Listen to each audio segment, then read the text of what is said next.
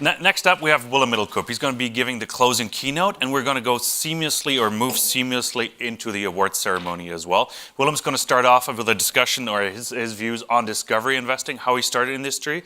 He's also going to talk about his biggest wins, but also some of his failures. I've seen the slides. I hope you don't hold back, Willem. I've seen the slides. It's going to be fantastic. And please stick around. Again, as I said, we will move into the award ceremony right after. So thank you so much, Willem. Thank you. Thank you for that introduction. I think we should start by thanking Kai and give him a big hand, because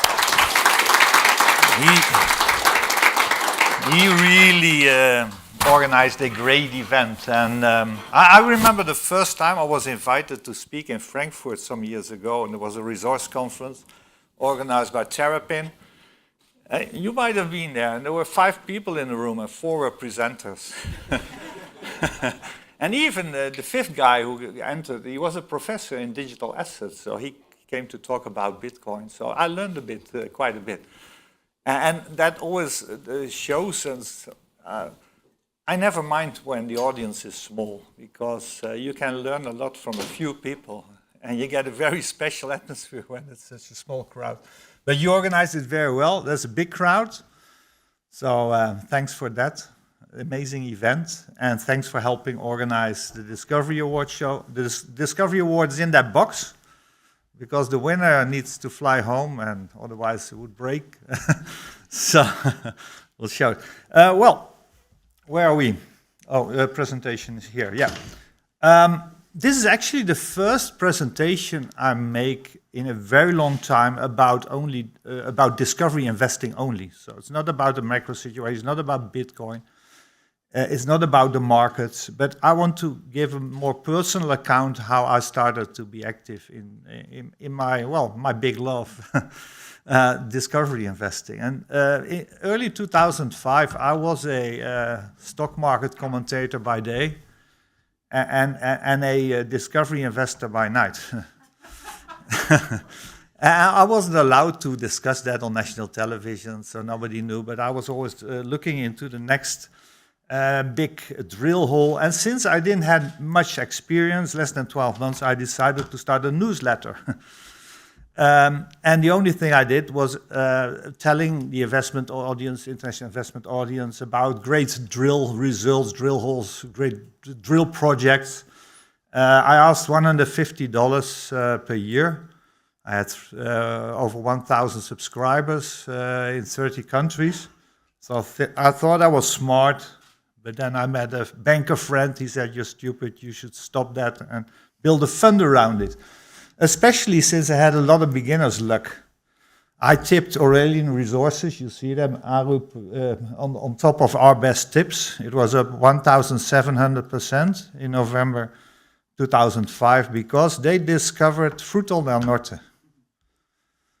And I tipped it 6 weeks before the discovery, so shows my talents in this world. It was really beginner's luck, but the project intrigued me, and I bought 10,000 shares myself for 30 cents, and I kept them till the end. And that's why I have to work on Saturdays now.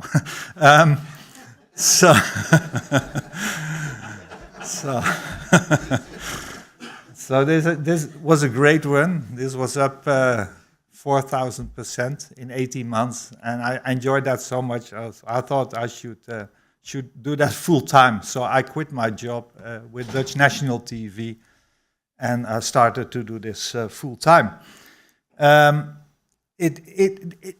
Kinross acquired Aurelian Resources for $1.2 billion in the depth of the 2008 financial crisis.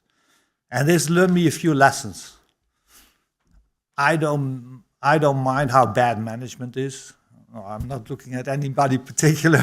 I don't mind, if there's financial crisis, when the discovery is good enough, important enough, it will always be bought out. You can change management, you can't change the project. And Frutal del Norte, we had to wait 13 years? It's a mine now. So it's one of the very few projects where I've been there with the start, and it's producing now. And it's a wonderful property owned by Lundin family, also involved with the Philo project. I love to talk about the art of discovery investing. I think this is the best quote. If you're lucky enough to buy into an exploration company that makes a discovery, you can effectively buy your own auto-teller machine, ATM. Some of these are incredibly profitable, and we all know the examples. But I think the best example is Arequipa Gold. I wasn't involved with that one. I was too young at that time. That was a big gold discovery in Peru in '96. And it was bought out also for, I think, for $1 billion after 7 drill holes. 7 drill holes. So when the discovery is significant enough, people will always watch it. We all know we have to spend our money, especially in the discovery phase of the mine cycle, but we also play the starting producers. So we build a fund. Based in the Netherlands. And I discovered over the last 10 to 15 years that there are very few real professional full-time discovery investors worldwide. Of course, we have Robert Friedland, the Lundin family, Warren Irwin, Eric Sprott, who's getting less and less active now. But although he already made a few billions, he can't stop playing the game. That's how much fun it is. And of course, Crescott entered the game recently with Gold 3000 and Laurel Resources. That's some of our peers. Most of them are small funds, sub 100 million. Only Crescott, I think, is above 100 million. We're around 150 million now. So imagine what will happen. These funds combined have less than 1 billion to spend. So the total discovery space, the professional investors in the discovery investing space have less than 1 billion to spend. So that's pocket change, because look at how much money is being, not being made, but these are the numbers of the total physical, trading in the physical metal, yearly trading. So that these are huge numbers. Many people always say when you invest in exploration stocks, you have to be lucky. Even Tavi spoke about lottery tickets. We never buy lottery tickets. We only buy shares in exploration companies who have shown they have made a discovery already. There must have been at least a discovery hole. So I don't like to speak about lottery tickets. And of course, we all need a bit of luck. But I think this is a great quote. I believe in luck. The harder I try, the more lucky I get. And that's also our experience. So what's our strategy? It's very simple. Anybody could do this if you work hard enough. Find the 100 most significant discoveries worldwide. Tier 1, Tier 2. Potential. If you do that, you'll increase your odds. Normally you have 1 in 1,000 chance that your project will become a mine. The way we invest, we have a 1 in 3 chance that the companies we invest in will be taken over by a major looking for reserves to build a mine. And we've had 75 buyouts since 2008.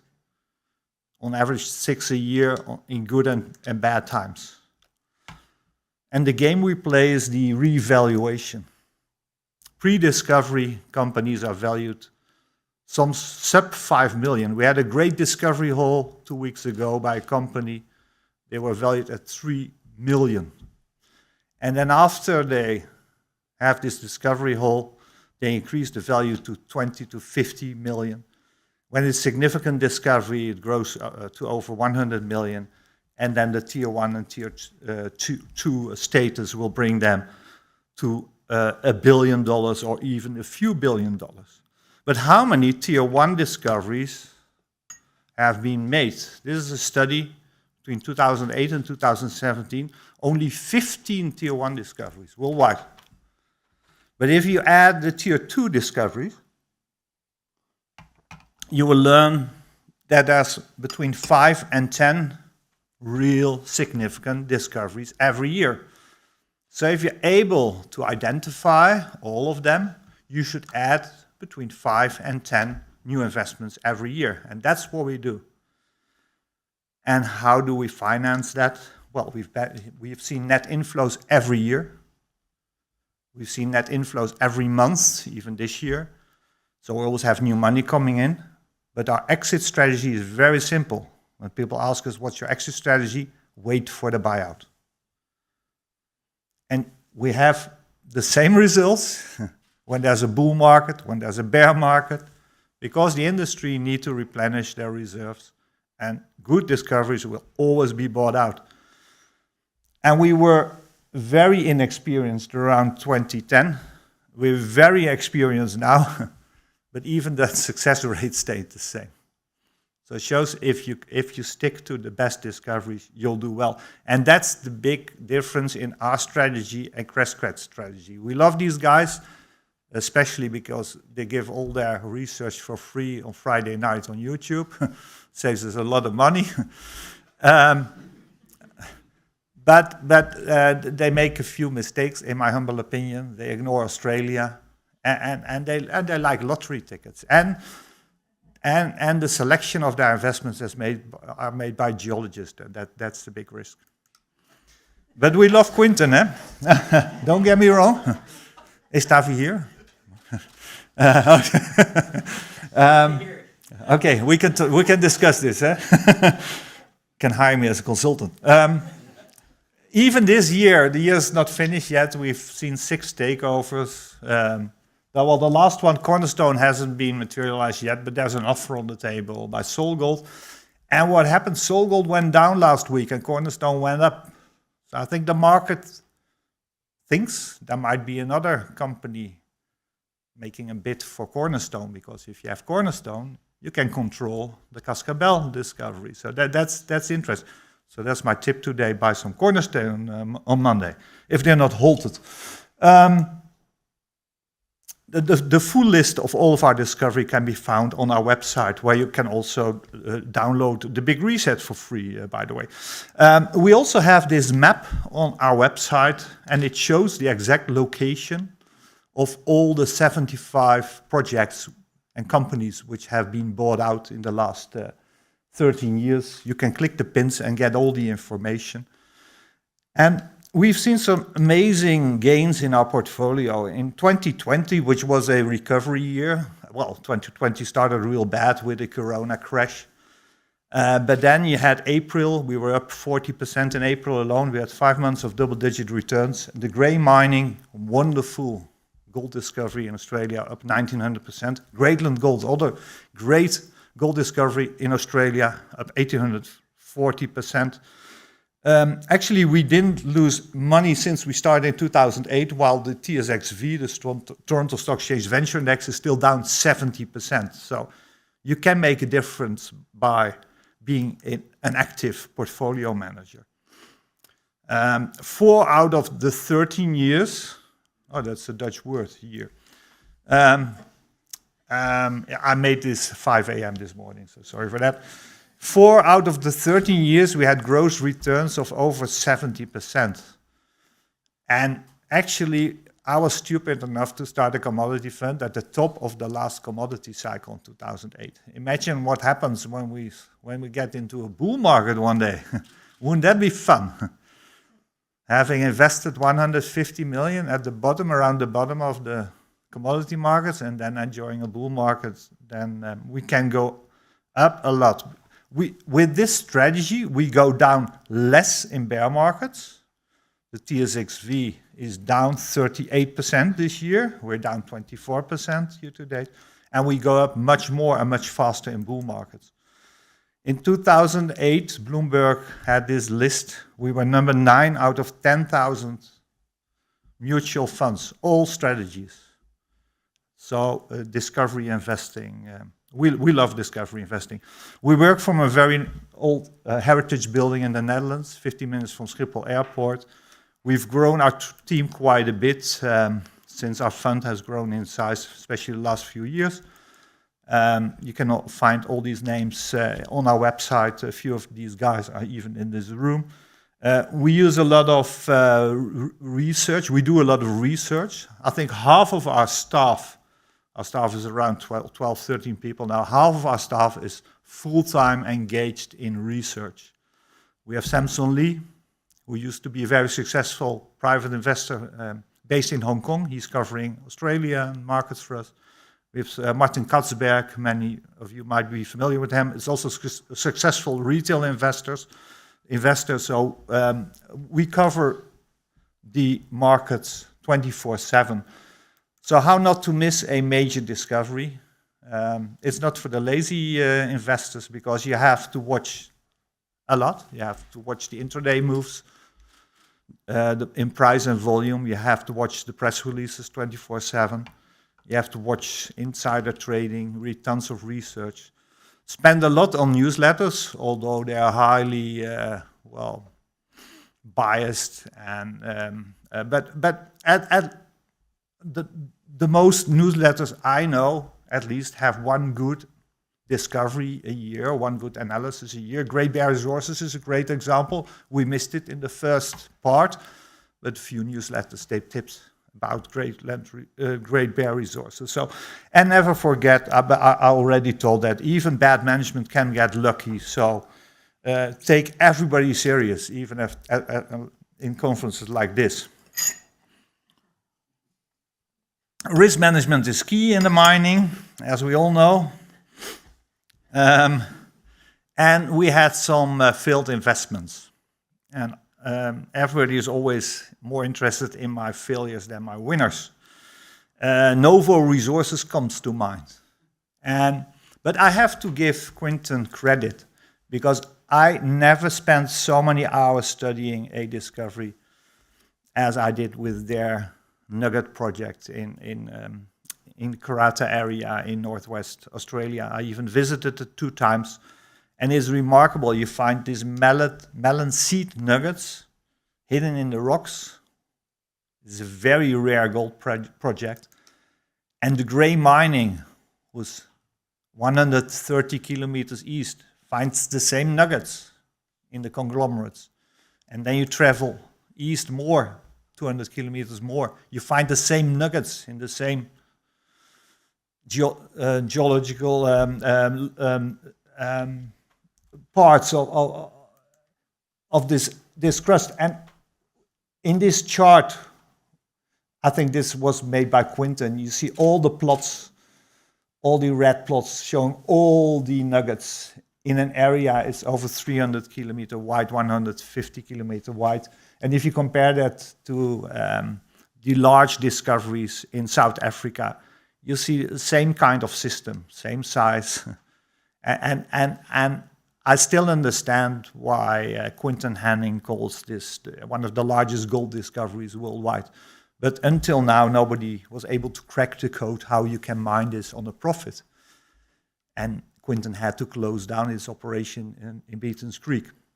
Another failure, we owned 23 million shares in Chalice Gold but sold them all a few months before the PGE discovery in Australia, because we bought the shares because they had a large land package in this region, and we waited for quite some time, and then didn't materialize. We sold them all, and then they made the new PGE discovery. So we're not lucky every time.